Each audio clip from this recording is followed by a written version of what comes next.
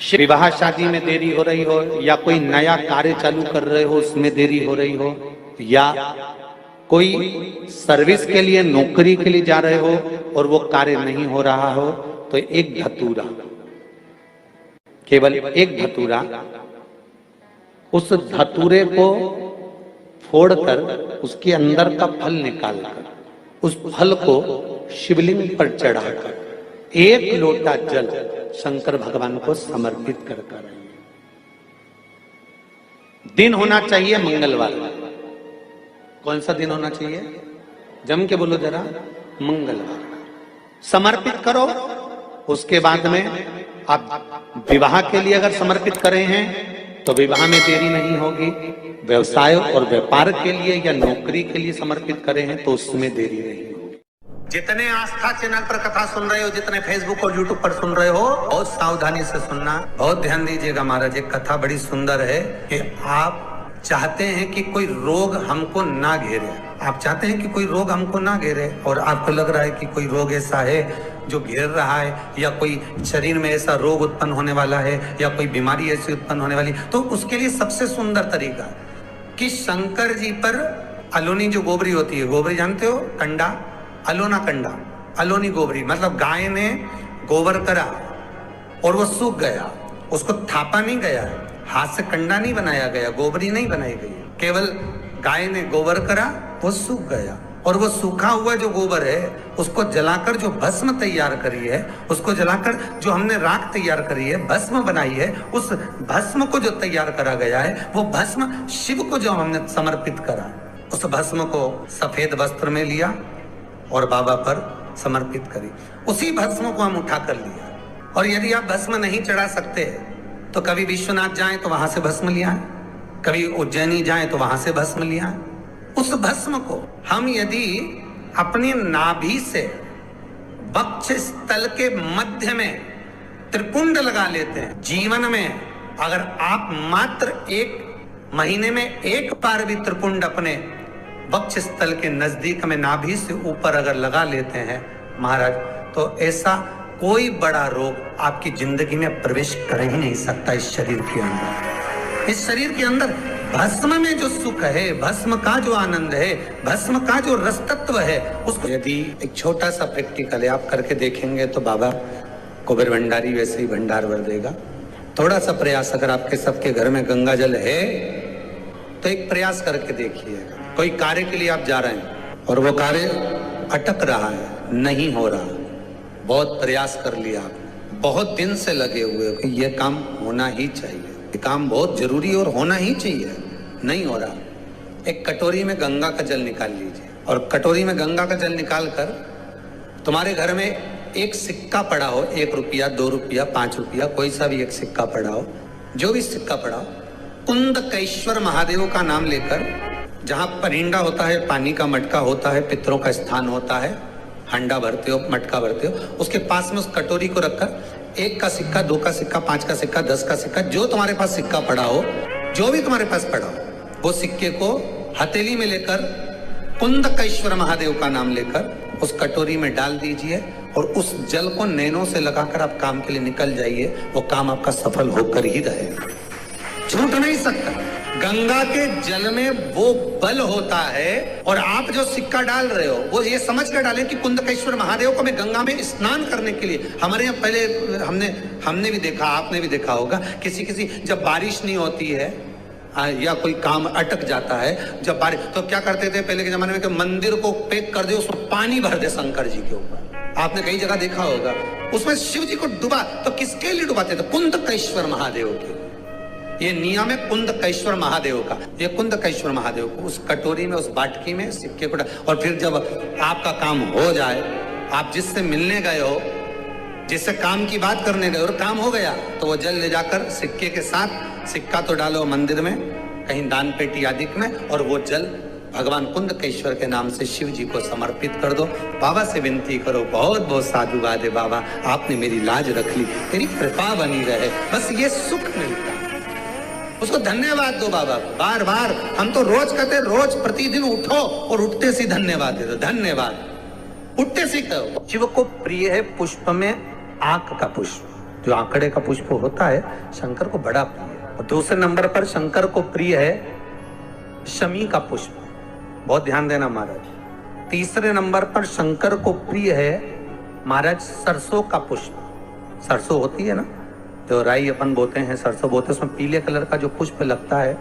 हमारा तो निवेदन रहता है जब तक सरसों आए तो प्रयास करा करो कि सरसों के 108 पुष्प शंकर भगवान पर चढ़ाना प्रारंभ कर दो। महाराज ये पक्का है कि वर्ष भर कोई बड़ी बीमारी आपको घेर नहीं सकती अगर सरसों के फूल शिव को चढ़ रहे हैं तो। और प्रयास करना कि सरसों का जो पुष्प होता है, सरसों का जो फूल होता है महाराज, अगर कोई व्यक्ति को किडनी या लीवर से जुड़ी हुई कोई तकलीफ होती है या किसी व्यक्ति का एक्सीडेंट हो गया होता है और उसका कोई अंग रह गया हो, कोई शरीर का कोई भाग रह गया और वो काम नहीं कर रहा हो, जैसे किसी के पांव रह जाते हैं एक्सीडेंट के बाद, किसी का हाथ रह जाता है, या कोई अंग काम नहीं कर रहा हो, वहां ब्लड पहुंच नहीं रहा हो, वो जगह एकदम सुन्न हो गई हो, खाली पड़ गई हो, तो उसके लिए शिव महापुराण की कथा कहती है कि सरसों के पुष्प 11 शंकर जी के राइट भाग में, जहां शिव जी के गण दरवाजे के द्वारपाल मणिभद्र जिस जगह पर निवास करते हैं, कौन निवास करते हैं? मणिभद्र। शंकर जी के दरवाजे के द्वारपाल हैं मणिभद्र जी, तो मणिभद्र दरवाजे के द्वारपाल में राइट भाग में मणिभद्र जी विराजते हैं। मतलब राइट भाग कौन सा हुआ? जब आप मंदिर से बाहर निकलेंगे तो राइट भाग, मंदिर में प्रवेश करेंगे जब राइट नहीं होना चाहिए, आप मंदिर से जब जाएं तो राइट भाग। मतलब आप मंदिर से राइट से जाएंगे तो शंकर जी का भी राइट हो जाएगा, क्योंकि शिव जी ऐसे बैठे हैं तो शंकर जी का भी राइट हो गया, देवता उनका भी राइट हो गया, तो राइट भाग सीधा हाथ मणिभद्र जी का स्थान। 11 सरसों के पुष्प मणिभद्र के उस द्वार पर आप रख दीजिए और मणिभद्र के द्वार पर रखकर अंदर जाकर 108 वापिस जब आप बाहर निकल रहे हैं, ये पुष्प आप रखने के बाद एक बार बाहर जाएंगे, फिर वापिस आएंगे मणिभद्र रखने के बाद, और अंदर जाकर 108 सरसों के पुष्प शंकर को समर्पित करेंगे महाराज। उस सरसों के पुष्प जो शिव जी को आप समर्पित कर रहे हैं उसको वापिस लेकर आएंगे, श्री शिवाय नमस्तुभ्यम बोलकर उस सरसों के पुष्प को महाराज सरसों के तेल की बोतल में उसको डाल लीजिए। शंकर भगवान को शाम के समय प्रदोष काल में उस तेल को वापस ले जाकर चढ़ा दीजिए शिव जी को, उसको वापस लेकर आ जाइए। उस तेल का प्रयोग आप नाभि में डालिए और जो शरीर काम नहीं कर रहा उस स्थान पर कम से कम 15 दिन 20 दिन तक उसकी मालिश करना प्रारंभ करिए। बाबा चाहेगा तो चलाने का प्रयास कर देगा और वो अंग वो शरीर काम करने लगेगा। मणिभद्र का स्मरण। सूर्य नारायण भगवान को जब जल चढ़ाया जाता है, हाथ सिर से 8 इंच की दूरी पर होना चाहिए। जम के बोलिए, सिर से कितना ऊंचा होना चाहिए? 8 इंच ऊपर अपना हाथ होना चाहिए मस्तक से सूर्य को जल चढ़ाते समय। और न चांदी का, न स्टील का, न लोहे का, न प्लास्टिक का, न कांच का, न सोने का कोई बर्तन, न कांसे का, न एल्युमिनियम का, न पीतल का, केवल एक पात्र होना चाहिए, वो है तांबे का। काय का पात्र होना चाहिए? तांबे का पात्र। और सूर्य नारायण भगवान को जब 8 इंच ऊपर तुम्हारा हस्त है और जब हम सूर्य को जल चढ़ा रहे हैं, कैसे जल चढ़ाना है वो भी समझ लीजिए। अगर कोई कैंसर का मरीज है जिसके चेस्ट में कैंसर आ गया हो, लेफ्ट में राइट में कहीं पर कैंसर आ गया हो, या कोई गठान आ गई हो, तो महाराज आप जल चढ़ाते समय उस जल की धार को सूर्य भगवान को जब चढ़ा रहे हो तो धार आपकी गठान की ओर जाना चाहिए, जिससे सूर्य की किरण उस जल में से आपके उस स्थान पर पड़े, उस जगह पर पड़े जहां पर गठान है। महाराज आप लगातार जल तो चढ़ाना चालू करो, अच्छे अच्छे डॉक्टर फेल हो जाएंगे और कह देंगे गठान ठीक हो गया। आपका लीवर और किडनी गड़बड़ कर रहा है, हार्ट, आपके हार्ट में अगर तकलीफ है, डॉक्टर ने कह दिया कि इसमें नस चौक है, कहीं ना कहीं छल्ला डलेगा, आपको कह दिया इसमें कुछ ना कुछ प्रॉब्लम आ रही है, आप सूर्य को अर्घ देना चालू कर दो, सूर्य को जल चढ़ाना चालू कर दीजिए। आप सूर्य को जल चढ़ाओ, वो जल की जो तरंग आ रही है, वो जल जो निकल कर जा रहा है, उसकी जो किरण आपके हृदय पर, आपकी छाती पर पड़ रही है, नाड़ियों में पड़ रही है, नसों में पड़ रही है, उसका बल देखो तो शरीर 1 महीना लगातार चढ़ाओ तो 15 दिन 20 दिन कर तो देखो। सूर्य नारायण भगवान को जल चढ़ाते समय आपके पंजों की एड़ी ऊंची नहीं होना चाहिए। आपका पंजा पांव का पूरा जमा होना चाहिए भूमि पर। हाथ कितने इंच ऊपर? 8 इंच ऊपर होना चाहिए।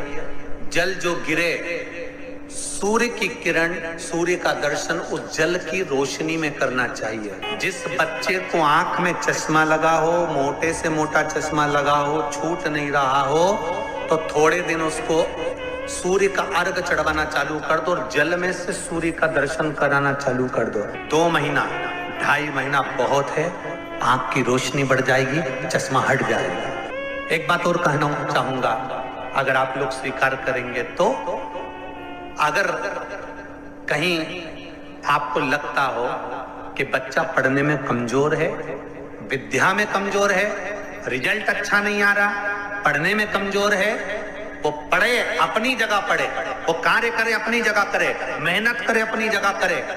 बच्चों को कह दो कि कुछ समय के लिए सूर्य को अर्घ देना चालू कर। सूर्य की किरण जहां पर ब्राह्मण या हिंदू धर्म का व्यक्ति मस्तक पर तिलक लगाता है, भुकुटियों के बीच में उस सूर्य की किरण इस भुकुटी के बीच पड़ना चाहिए, परंतु पानी कम से कम ना करते हुए स्लो मोशन में धीरे धीरे गिरना चाहिए, एकदम धीरे धीरे। तो यहाँ एक रेखा सूर्य की किरण से पड़ती है। श्री शिवाय नमस्तुभ्यम, सब बोलिए एक बार जमकर, श्री शिवाय नमस्तुभ्यम। प्रैक्टिकल जरूर करना, कहीं सियोर वाला महाराज झूठ तो नहीं बोल रहा। शास्त्रों की बातें हमारे जीवन में